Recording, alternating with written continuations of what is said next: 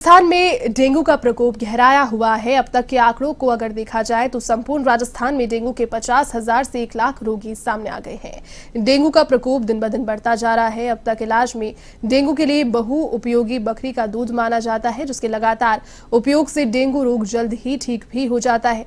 अब डेंगू को ठीक करने के लिए कैमल मिल्क भी लगातार उपयोग हो रहा है, जो डेंगू के पीड़ित रोगी के लिए काफी फायदेमंद है।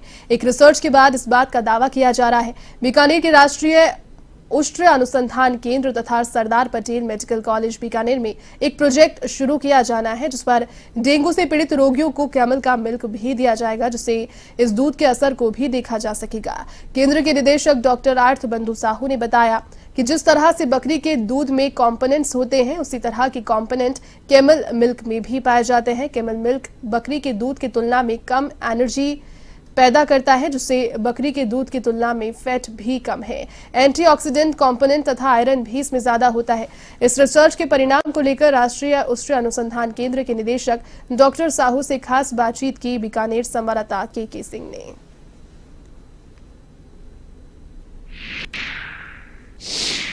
पूरा राजस्थान जहां डेंगू के प्रकोप से पीड़ित है और हमारे पास एक तरह से ये बात कही जा सकती है विकल्प के रूप में बकरी का दूध भी बहुत अच्छा माना जाता है। वहीं हम लोग बात करें, कैमल का मिल्क भी बहुउपयोगी साबित होता जा रहा है, ऐसा कहना है बीकानेर के केंद्रीय उष्ण अनुसंधान केंद्र के निदेशक डॉक्टर आर्थ बंधु साहू का। बात करेंगे सर, किस तरह से कैमल मिल्क है वो उपयोगी है कंपेरेड इन डेंगू में।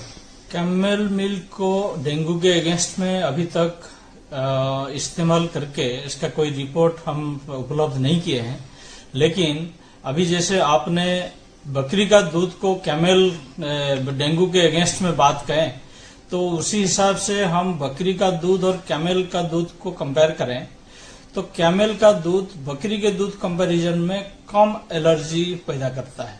तो हम गाय का दूध डेंगू में मना करते हैं, लेकिन बकरी का दूध हम रेकमेंड करते हैं कि ये थोड़ा सा एक थेरापेटिक सप्लीमेंट के तहत काम करे।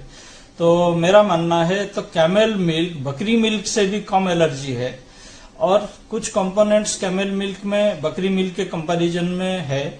एक एग्जांपल है कि इसमें सबसे ज्यादा कम फैट कम है, बकरी में 3.5 है तो कैमल मिल्क में 2.5 है, और फैट ग्लोबल साइज बकरी में छोटा है, कैमल मिल्क में भी छोटा है।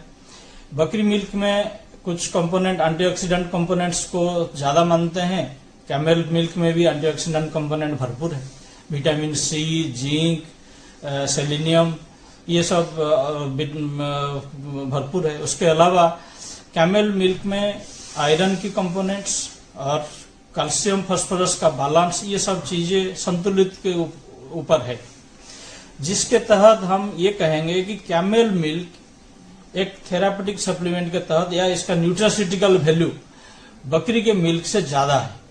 तो हम जब डेंगू के अगेंस्ट में कुछ डाटा हम कलेक्ट कर सकते हैं कि भाई इसको गोट मिल्क दिया गया, इसको कोई भी मिल्क नहीं दिया गया, और इस तीसरे को उसमें ऐसा रिजल्ट पा सकते हैं। लेकिन अभी तक इस पे कुछ काम नहीं हुआ, ऐसा कुछ देखने में रहा, तो पब्लिकली इस तरह की क्यों नहीं सामने आ पाया ये बात। इसमें एक कंसेप्ट को लेके हम चलते हैं। तो ये कंसेप्ट जैसे आज हम बात कर रहे हैं, तो इस कंसेप्ट के तहत अभी हमारा पीवीएम मेडिकल कॉलेज है, मेडिकल कॉलेज के प्रोफेसर से हमारे उनके जो सुपरिटेंडेंट हैं उनके साथ भी हम बात किए हैं, और उनके साथ एक पायलट प्रोजेक्ट हम जल्दी शुरू करने वाले हैं, जिसके तहत हम देखेंगे कि सही में साइंटिफिकली हम डेंगू के अगेंस्ट में कैमल मिल्क को ज्यादा फायदा ले सकते हैं या नहीं।